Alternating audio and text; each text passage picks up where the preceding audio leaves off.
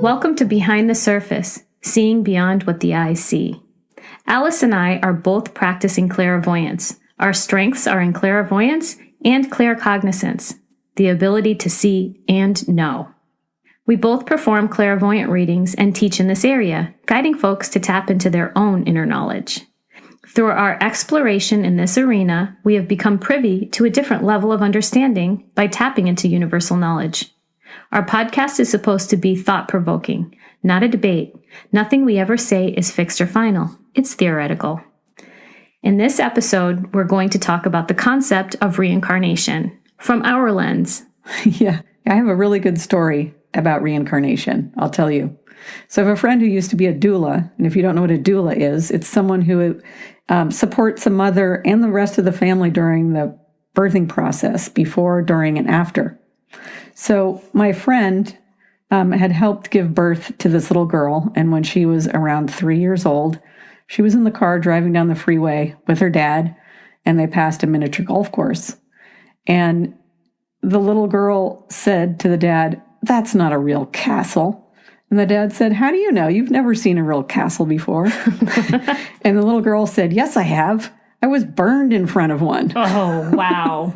And the dad was like, "Oh." And he believed in reincarnation after that, because where did that come from? Absolutely. Absolutely. I have so many stories like that.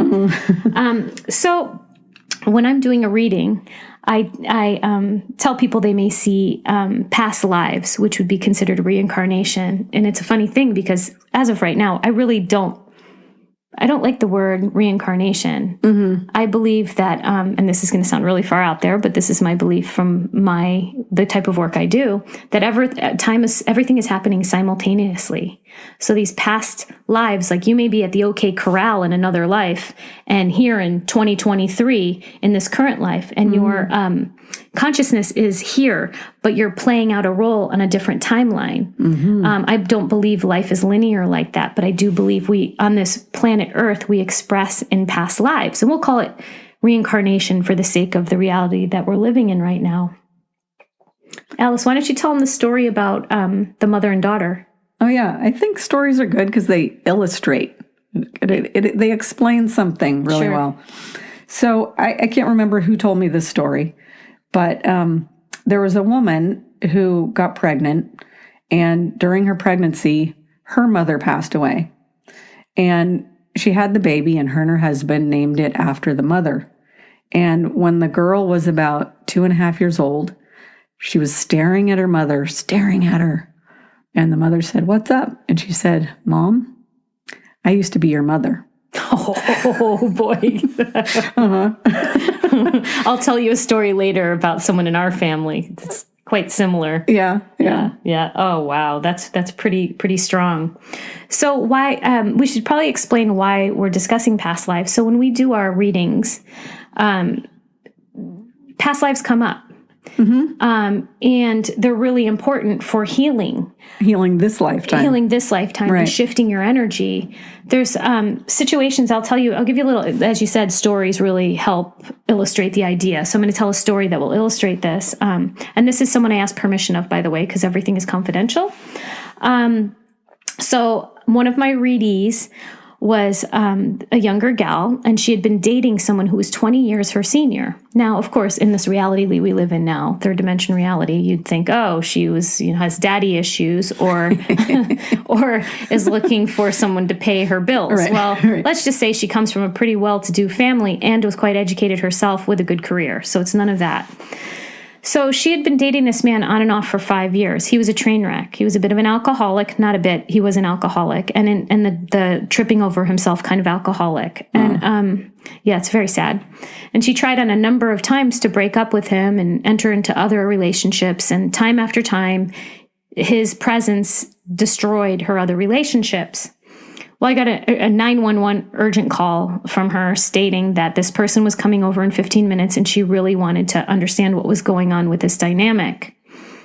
So I went in really quickly and asked for the most important picture that I could receive based on the dynamics of their relationship. And what I saw is they had a past life together where she was a woman and he was a man, but that's completely irrelevant. But the most important part is that they were somewhere in Europe and there was a massive mudslide. Like everything was just sliding away. Homes, farm animals, people. And the readee was trying to save the man's life by holding his hand so he wouldn't, she could save him, and she couldn't. And I saw in the picture her hand let go. He slipped away. And he slipped away. So here they are again in this lifetime. And we call this karma. Unresolved karma, meaning unresolved issues. We all have different ideas of what karma is, but really this is a karmic bond. This relationship started to make sense to me. And the magnetism that they had made sense. This 20-year gap was now rational. Like they were trying to repeat this and play out this dynamic. And in that past life, they both loved each other too. So there was not only, there was the aspect of love and companionship and loss and saving. And once we did the healing on this, and let this past life, which I call past timeline, past life go, she never contacted him again and he never contacted her. She got married a couple years later and is now a mother. Wow. So that's pretty much why we do what we do, right? Yeah. When we were in training for this type of work, we looked at past lives a lot, and they showed us, we would look at the past life before we heard what the issues were. And often we saw exactly the issues that they were currently facing from a past timeline. And we knew nothing about them. So of course you believe it because you see it. Yeah. And until you've experienced something yourself, it's hard to believe anything. And that's why we never try to convince anyone of the validity of what we do. And honestly, I mean, I question the validity sometimes myself in different aspects, but it's valid. And I'll have another story later about that. Yeah. So when we were in training, we both had a fellow student who knew that she had a little girl being floating around her. and she knew that it wanted to come in. And that's a whole nother podcast, or baby beings.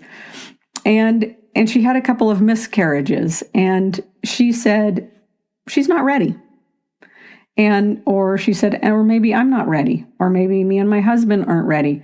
But there weren't any tears because she knew that it was the same being trying to come in. Right. She wasn't losing. These beings weren't disappearing.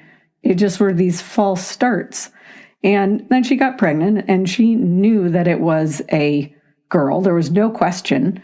And the only reason she went to get tests done is because Down syndrome runs in her family. And then she checked, and of course it was a girl. But I've never seen her in that much knowingness before as she was around that little being. That's another topic as well, talking about knowingness. Well, I got to tell you, I mean, I have a couple stories to tell, but my son's going to love that I'm talking about him, but we won't mention his name. When my son was about 1.5 years old, he met my mother-in-law. And his father is Chinese from Singapore. So my mother-in-law came, long after my son was born. And when they first met, it was quite interesting how he reacted to her. He immediately clung on to her. And let me tell you something, he never clung on to other people other than my husband and I. And he decided he wanted to sleep next to her that night too, which was fascinating to me. And then he held on to her neck the whole night, like he'd found a long lost friend. And I always speculated he was my father-in-law reincarnated, because my father-in-law had died years before he was born. And his mannerisms were very interesting out of the gate. But what really struck me around that time when my mother-in-law came to visit is that my son started recollecting stories of a time period and a place that he never lived in. Wow. Or at least in this lifetime. Uh-huh. So he was using very elaborate Chinese names and explaining what homes looked like in China, down to the walkway. I asked, how does the walkway look? And he's like, stones. And he used names that were just so elaborate. They're names he would have never been exposed to here in the United States. And the next thing that tipped me off to his past life was when he was potty training. I'm sure he's going to be thrilled I'm telling you this story, but I would find little footprints on my toilet, on the toilet seat. And I was like, what in the world is going on? Until one day I saw him squatting on the toilet. He was using the toilet like a Chinese squat spot.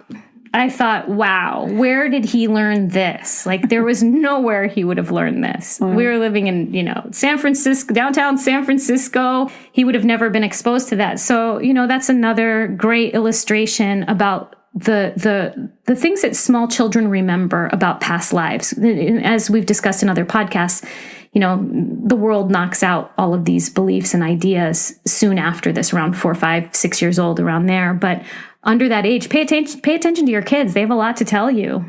Yeah, I think people who have kids, they see that. Like, where did this little being come from? Packaged with their likes and dislikes, and you've almost got to believe that it comes from someplace where they've experienced it before. Absolutely.